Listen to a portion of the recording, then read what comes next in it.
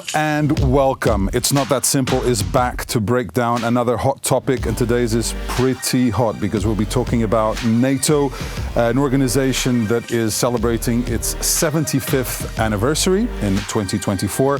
It's also at a crossroads, taking into account today's geopolitical landscape and dynamics. Our expert of the day is Peter Apps. He's a global affairs commentator at Reuters, British Army reservist, and also a renowned author. He published the book Deterring Armageddon, History of NATO. He's working on another piece that we'll talk about here during this conversation about the geopolitical dynamics that are quite threatening at the moment to stability. Peter, great to have you with us, joining us from London. First question has to be, I talked about the 75th anniversary of NATO. Of course, the day was back in April when that anniversary took place. But is it cause for celebration, this anniversary at this time? Yeah, I mean, I think it's worth realizing what an achievement it is for an organization to last that long and for peace in Europe to last that long. Obviously, when NATO was created, sort of multi-year process really started in sort of 1946-47 and culminated in 1949. It really wasn't a foregone conclusion at all that there wouldn't be another world war quite quickly. In fact, a lot of people were very worried by one. Russia had a very large conventional military superiority in Eastern Europe. The only thing holding them back was the US nuclear deterrent. And it was very far from certain that A, the structure would survive, and B, that war would be avoided over that long a period. So I think it is worth looking back and looking why that worked. But I think, as the name of the program says, it's not so simple. We're currently in a very dangerous era. The next 25 years, so the last 25 years of NATO's first century of existence, will probably be the most challenging it's ever had. There are several reasons for that. One of them is that the US, for the first time, is switching its attention to Asia to confront a rising China. One of them is that NATO is now much larger than it's been before, 32 nations, so it's a lot harder to reach agreement. And the third is this much more complicated geopolitics, where you're no longer just confronting one sort of rival superpower in the sense of the Soviet Union, but actually you've got Russia, China, North Korea, Iran, really complicated Western politics, Donald Trump, rise of the far right in Europe. And that all leads a much more kind of challenging, much more sort of potentially fast-moving, certainly in the next 5 to 10 years, environment that we've seen in recent history. So all the stuff it's done before, very impressive. Now it's got to do it all again in a more contested environment if we're going to keep peace in Europe and beyond. We're going to delve a little deeper into some of the points you made in that first answer. Of course, in your book, Deterring Armageddon, you talk about the history of NATO. You've mentioned now that the years that are ahead of us are perhaps some of the most challenging. We've got the, obviously, conflict in Ukraine. We've got conflict in the Middle East. You mentioned Asia. And how do you see the next decade developing as far as where the main threats will come from and how NATO can react and how united it is, especially after Donald Trump's election in the United States? That's a really great question. I mean, I think the closest crocodile to the canoe, as they say, is Ukraine. The next few months of next year, the first months of the Trump presidency, it looks like the Ukrainians, the Russians, the Americans are probably on a page where they're open to doing a deal. The question is what that deal looks like and how secure it is. The Polish Foreign Minister Sikorski said yesterday, how the Ukraine war ends will be the most important moment in Europe since the Potsdam Conference in 1945, which really divided Europe into East and West. And so I think there are several questions about how that ends. The most important is not where the border is. I think Ukraine's going to lose a chunk of territory. I think people probably begin to realize that. It's how secure the rest of Ukraine is. It's probably not going to be a member of NATO, like the Russians and the Americans will veto that. So is it going to be protected by the rest of Europe? Or is it going to be so vulnerable the Russians come back and take it a few years later? So that's the first question. The second question is what happens in the Far East. The Americans believe that Xi Jinping has ordered his military to be ready to take Taiwan by the centenary of the People's Liberation Army founding in 2027. That doesn't mean he's decided to invade Taiwan, but it means he could invade Taiwan by that point. That brings with it another bunch of questions. Does China simply try and grab Taiwan, or does it immediately spark a wider war with the United States across Asia? And if it does Putin, as China's most important ally now, do a spoiler activity in Europe? In other words, do the Americans face a war on two fronts? Possibly three fronts if you take into account the Middle East. That's a sort of threat that the Americans haven't dealt with since 1945, and it means that Europe is no longer top of their priority list. And what we're currently seeing, and we've seen a lot of this in the first week since Trump's election, we're going to see way more of it in the coming 6 months, 2 years or so, is this really big kind of discussion, sometimes in plain sight, sometimes behind closed doors, over what Europe is actually prepared to do in its own defense.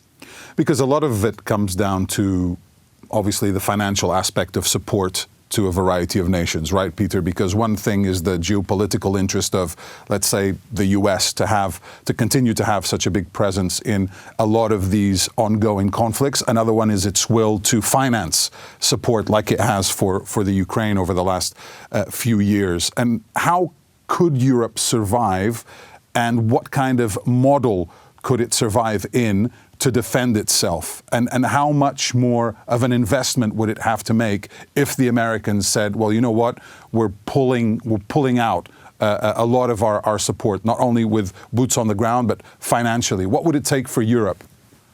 So it's not all bad news. I mean, Europe has stepped up quite considerably during the Ukraine war. It's now produced more artillery shells than the United States has for Ukraine. It's quite an achievement. It's behind on its promises, but it's not as behind as the US. So Europe has done stuff, but a lot of people are going to look at the big defense spending numbers. So since 2014, NATO members have been supposed to spend 2% of gross domestic product on defense. Now I think all of them do, it's time for about 7%. But it looks very likely the Trump administration is going to increase that to 3%. And that is tens of billions of dollars or euros or pounds for quite a lot of NATO countries. So that's going to be one of the first things. The second thing is what that really means in terms of capability. Some countries like Finland, which is a very large reserve, have a lot of combat capability for rather less money. Some countries like Britain put a lot of money into their nuclear deterrent, and they have a lot less for conventional forces. And some sit in the middle. And obviously, Germany, if it comes up to 3% of GDP, that's a lot of money. Poland is already spending close on 4%. They're going to have probably the largest army in Europe. They're going to have 1,000+ tanks. They're going to have hundreds of helicopters. Probably tens of thousands of drones. So it really depends on whether you're looking at kind of raw numbers or raw capability. They're not the same thing. The second thing is how those integrate with allies. At the moment, Chris Cavoli, who's NATO's top commander, top US general in Europe, is also the top NATO commander in Europe, has been refining plans to actually get the allies to fight together. And the assumption has been that if there's a war, he will be in charge. The question is whether Europe does enough to keep the Trump administration on side so that American support continues. That's not a foregone conclusion. And the second question is, if Europe does do more, and you see this in Asia as well, the Americans have always wanted Europe to do more. They've always wanted their Asian allies to do more. They have traditionally got quite upset when Europe or Asia has then tried to go its own way. So the question is how much tolerance that Trump administration will actually have of Europe writing its own detail, making its own decisions on things like Ukraine. I think one of the things that's been really interesting this week is you see the polls step up, quite possibly to lead and provide the lion's share of European troops to secure a post-war Ukraine. We don't really know what's going to look like yet, but these things will be really big decisions that shape what Europe looks like for a generation. I believe you wrote in a recent article that the new US president would be facing the most dangerous prospect of a new world war since 1945. Obviously, we know that new president is Donald Trump. Where's the main threat coming from? I mean, we know what Russia has been able to do. You've mentioned the China and Taiwan issue, which is still very much a threat. But would you like to comment on why you think this particular time is more dangerous or more fragile than any other in recent past? So, I mean, I think it comes back to the sheer number of moving parts and the sheer number of decision makers who feel able to make their own semi-independent decisions. So if you look back at the most dangerous period after the Second World War, which is probably between 1945 and the Cuban Missile Crisis in 1962, you've actually got relatively few moving pieces, and the Soviet leader, first Stalin, then Khrushchev, and then successive US presidents, Truman, Eisenhower, and Kennedy, really had a lot of control about what was going on the ground. The Supreme Allied Commander in Europe in 1961, when they're building, the Russians building the Berlin Wall, is literally controlling the movement of individual groups of tanks in Berlin. The current environment looks nothing like that. It looks like Putin probably went all in Ukraine without necessarily telling Xi Jinping he was going to do that. You've seen the Israelis operate very independently in the Middle East. You've seen Ukraine operate very independently.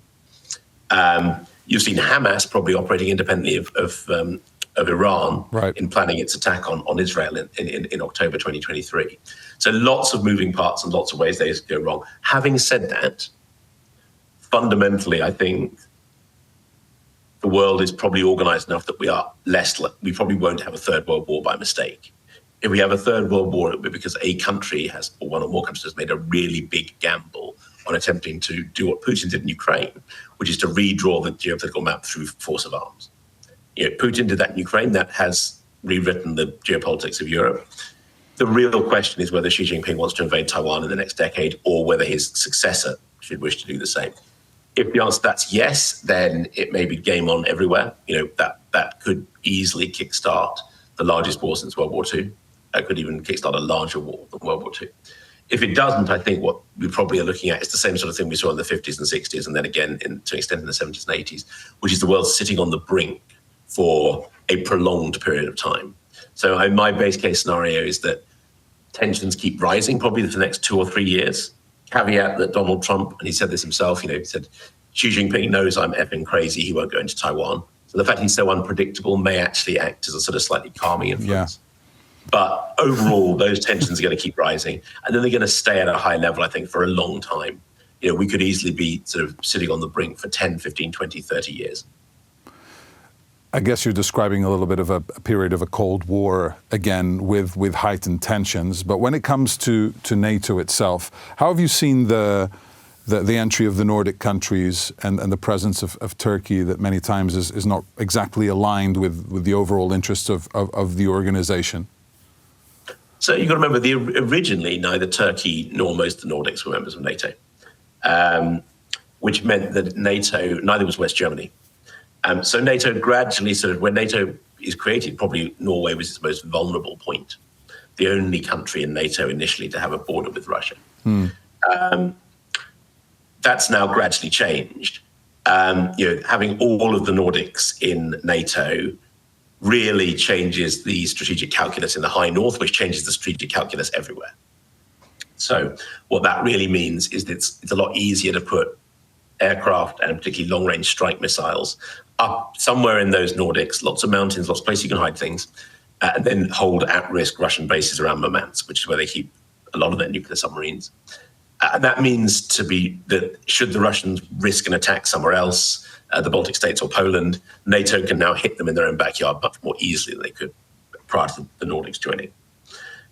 So that's important. Turkey, again, wasn't a foregone conclusion it would joined in the mid-50s under Eisenhower. Along with Norway, the only other country in NATO with a border with Russia at that point. It's always been a different kind of relationship. It's always been a complicated relationship, and the Turks, I think, have felt, frankly, that both NATO and the EU are slightly racist towards them and wouldn't protect them the same way that they would protect, say, a Norway or Poland. Having said that, they've one of the largest armies. They take their NATO membership very, very seriously, but they really like getting stuff out of it. And you saw when Finland and Sweden were coming into NATO, the Turks really got everything they could out of that. They halted the process. They pushed the Americans, they pushed the Swedes and the Finns to deport some Kurdish activists. They pushed the Americans to sell them new F-16s. They really, really view things in a very transactional way. And they are very keen to walk this slightly sort of non-aligned route between the West and Russia and China. They're very big players in Afghanistan. They're increasingly big players in Africa. So, I would say NATO would probably be weaker without Turkey. That having the Bosphorus and everything else is important, but it definitely makes things more complicated. And successive Secretary Generals, Jens Stoltenberg spent a lot of his time talking to Erdogan, keeping Turkey on side, and Mark Rutte, who's replaced him, will have to do the same. When you talk about new members, and you touched upon it in one of your answers, obviously Ukraine has a great desire to enter the treaty. It's a pretty sensitive decision to make, and you already alluded to the fact that you don't think it would happen, right? No matter how threatened they are, no matter what kind of pressure they try to exact on some of the world's most influential nations, it is a tough sell. Well, I mean, I think the more threatened they are, the less likely they are to join NATO, at least certainly under the current, not just US leadership, but US and European leadership, particularly the Germans. I think Putin is more nervous about NATO than he is about the European Union, for example. Mm-hmm. So I think he would be less threatened by Ukraine having a closer relationship with the EU than he would with NATO. Now, that's arguably a bit of a naive position, because I think when you join the EU, you commit to a bunch of more societal things, including freedom of movement. And that would be a sort of, once Ukraine comes into any of those structures, I think he's not leaving the West again. But I think also one of the things that you're seeing at the moment is, and this has gone on for a long time, when Ukraine got its independence in 1991, Yeltsin was very keen to redraw its borders, to take the Donbass and Crimea in particular. I think Russia has always been more serious about taking those than taking the rest of Ukraine off the map. It would take the rest of Ukraine off the map if it could, but I think it's failed to do that through force of arms. And if it finds it easy to do so again, it will. But if it can't, then it won't. So I think, again, this is where Europe gets to sit up. The Americans, either Biden or Trump or probably Harris, would probably veto Ukrainian NATO membership. They believe it's up to Europe to make those decisions. The question is whether Europe is prepared to defend, whatever you want to call rump Ukraine, the Ukraine that's left, and what it's prepared to do for that. If it's not prepared to do anything, then Ukraine will probably get swallowed the same way Czechoslovakia was in the late 30s. And that didn't, that then opened the door to a wider conflict. I think if Ukraine was to be taken entirely by the Russians, Eastern Europe would feel very, very vulnerable, and the Russians would feel they could keep chancing their arm. If we can just put enough of a support package behind Ukraine, which probably means German and Polish troops in Ukraine, then I think the Russians probably won't come, and Europe will start to stabilize. But this is going to be the make your mind up year on that, and the signs are currently pretty mixed.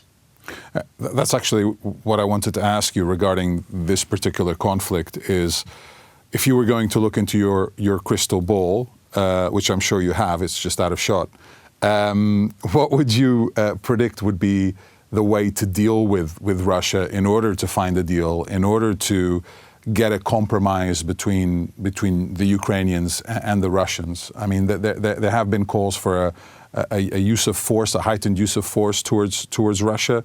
But how do you see a solution playing out here? Because obviously this can't last forever. So, I mean, I think people get very caught up on, what weapons you can use when, can you use them now? I actually think that's going to affect the price of fish less. So I think, the Ukrainians don't have enough people, which is why they're losing on the ground to the Russians. And the Russians have now got North Koreans with them. So they probably have a larger pot of people. They've got 140 million people in Russia. The Ukrainians have maybe as few as 30 million people left on their soil after losing territory to Russia and losing a bunch of refugees to Europe. So I think the question really is, what is the sanction against Russia if it crosses that ceasefire line into what remains Ukraine? And I think that is where we are in a not dissimilar sort of situation to the 30s. And I actually think Europe will step up. I mean, I actually think the Poles in particular, who are building this enormous army, would rather fight in Ukraine than Poland. And providing the Ukrainians can be squared on that, providing the Germans, particularly after the German election next year, which is a big unknown. We don't know how well the Alternative for Deutschland, the far-right, slightly pro-Russia party will do. I think Europe will step up. And I actually think the Japanese have been looking at a lot of the example of NATO in Europe, and they've been saying we want something similar in Asia. There are two hinterlands that Russia and China care about. For Russia, it's Ukraine. To a lesser extent, Moldova and Georgia, but really Ukraine. And obviously for China, it's Taiwan. And the more Western-facing allies, whether that is the Poles and the Germans and the Portuguese and the EU and Brits in Europe, and the the countries that are nervous of China in Asia, so your Japanese, your South Koreans, your Australians, hold themselves together, then the more I think the US will be happy to keep standing surety for that, because they're not carrying the whole burden themselves. And the more likely it is that a sort of messy, cold peace will prevail, and that we won't see what we've seen in Ukraine, which is that taboo of the use of force failing. So, once the Ukraine war finishes, the big test is whether any other country wants to launch a major war in the future. Mm-hmm. And the kind of exam question for the democracies is to make sure that doesn't happen. You've said that obviously we're in the midst of an era of heightened political and military tensions. We've talked a little bit about what this means for Central and Eastern Europe. But what about Western Europe, Peter? What about countries that traditionally are quite peaceful? And obviously I'm thinking about Portugal here. Also our neighbors, Spain, France, because we may think that we're kind of safe from what's developing a few thousand kilometers to the east. But how do you see the dynamics of Western Europe and its possible involvement or the domino effect that any kind of conflict, continuing conflict, could have, whether that's in Eastern Europe or just globally? So, I think first of all, the hope, the threat feels much less acute for Western Europe, and therefore they will do less. Germany, I would put in a slightly different bracket because it is so far east that actually, they could be drawn into a war from day one. Mm. The rest of Europe, I think, will be under pressure to build its militaries. Those militaries will be integrated much better into the defense plan of Eastern Europe. So, if you think of, when you hear someone like Admiral Bauer at the NATO Military Committee talk, or Chris Cavoli, their aim is, if the Russians come into Poland or the Baltic states, they will immediately come up against the NATO forces that are there. And then the combat reserve will come in from Britain and France and Spain and Portugal. So, your forces will have and there'll also be a second piece of controlling and containing the Mediterranean, which obviously, Spain and Italy and France have a big role to play there. Yeah. So, there's an element of guarding the back door. So Spain will always be a large chunk of dealing with its chunk of the Mediterranean. Then it will be expected to provide regular forces in the event of a proper conflict. And then in the event of a long-running Ukraine war that lasts for years, I think those countries would be expected to have the ability to introduce conscription. Now, that doesn't mean that they have to have it from the get-go. It just means that you have to have enough systems in place that the Russians, remember I said the Russians have 140 million people, they are massively outgunned by the European Union, which has more than twice that number. Mm-hmm. If the Russians know that in a war of attrition they're fighting the whole Union, then they can't come because they'll lose the war. And that means, and you see this sort of conversation just about starting. Everyone knows there are fewer young people in Europe than there used to be, and they don't want to fight. But nevertheless, there has to be a bit of a conversation that says, well, actually, we need to be ready to fight various sizes of war so that we never have to. And this is why I think this concept of defense rather than expeditionary warfare. So, when I was in my 20s in the 2000s, warfare was something that we did in dusty places a long way away. This is about defending European democracy, is the exam question for Britain, Portugal, and so forth. We have the privilege of not being directly threatened, except by some stuff around undersea cables. There's no threat. There's not the same level of threat as the Finns or the Poles have to put up with. And to an extent, they are defending us. Our part of that bargain is to make sure that we have the ability to give additional defences to them. And that means slightly different things for different countries, but that is the overall discussion. And I think one of the things that will be interesting is that I think that will become more part of the EU discussion. So, for example, Finland has very large reserves. It couldn't actually afford to pay them in a war without the EU resetting its budget rules, which would almost certainly happen if there was a war. But that begins to gives you an idea of how the European Union can do things, particularly around budgets, particularly around sort of big legislation that NATO can't, because NATO is a club of nations. It doesn't have direct control of their governments. It can command their troops, but it doesn't control their spending. Whereas the EU has many more levers. And I think you'll see the EU doing more on defence because there are things it can do that NATO can't. All right, as we start to wrap up our conversation, I have one last question before we move into a little quick fire section here, as we always do with all our guests. But we've talked about the threats, we've talked about the dangers. Is there any message of optimism or hope that you can share when you look at the next kind of decade of NATO? Yeah, I mean, let's go back to what NATO achieved, and it was incredible. You know, for my great-grandfather fought on the Battle of the Somme, a horrific battle where the British Army lost tens of thousands of people in the first day alone. His only son died on the Rhine, liberating Europe in 1944, 1945, just over that Christmas-New Year period. And it was entirely possible that their children would have had to do the same, and their children, which is my generation. So, you know, it could easily have been that major horrific war became the norm in Europe. And that didn't happen for 75 years, and a whole society grew up in mostly peace.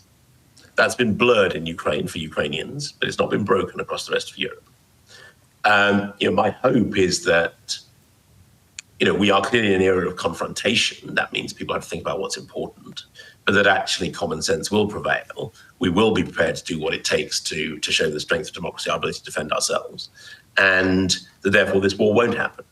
And, you know, we will, you know, have to face up to our other problems. Demographics are a huge deal. You know, very few young people. We've got, you know, social safety nets, debt burdens, all these kind of things, which you can see all these countries struggling with. What approach do we take to immigration?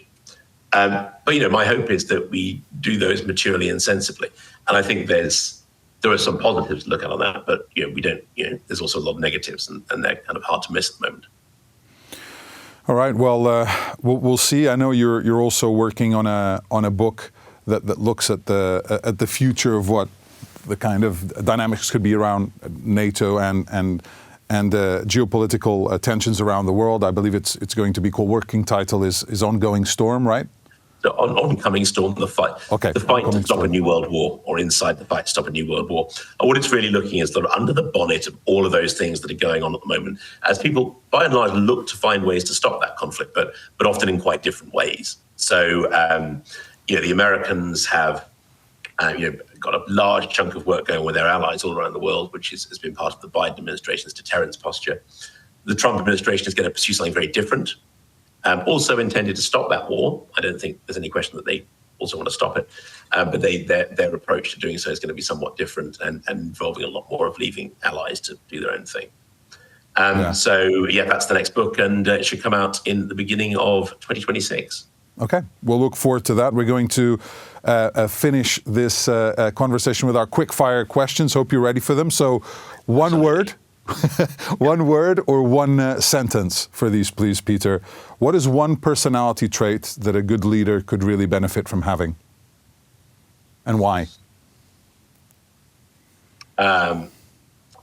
Values, I think, because we really have, particularly in this really, really messy environment, knowing what's important is, and what you stand for, I think, is a good starting point. And once you've done that, you can work out where everything else comes from. What is the biggest challenge that humanity is facing today? The fact that if we have a really big world war, it might wipe out the human race. Yeah. If you could change one thing in the world by magic today, what would that be? I think it would be for there to be more respect for people being honest in politics and wider discourse, and being able to find a better balance between sort of freedom of speech, humility, the ability to listen to each other, and the ability to hold sometimes conflicting viewpoints. Thank you for thinking about that, and yeah, honesty and being truthful is something which obviously in our day and age, especially in the digital day and age, has been increasingly challenging to find. Let's put it that way. And finally, what's the most important learning of your career?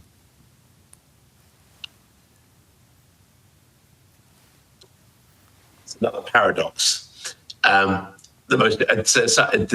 Someone once told me that the most common cause of failure is giving up too early. But by the same token, I think the equally common cause of failure is giving up too late and putting too much resource into things that are already lost battles. So I think realizing that both of those are true at once, and that the path to wisdom, happiness, and whatever is navigating the right path between that, whether that's geopolitically or personally, I think is something that I've learned over the last couple of years. All right. Well, look, that's all I have for you as far as the quick fire questions are concerned. Look, it's been truly fascinating to get your insight, your expertise. Of course, you have so much experience when it comes to all the topics we discussed, traveling the world, living them and feeling them in a first person kind of experience. So really to share that with us has been incredibly valuable. Peter Apps, all the best. Congratulations on your career, and look forward to the new book as well. Fantastic. Thank you very much. It's been a pleasure. Thank you. Peter Apps sharing why NATO is not that simple, especially at this such crucial time, and all the dynamics that we're seeing across the geopolitical landscape. So great to have you on board for another ride into this show, and I'm sure we'll see you very, very soon.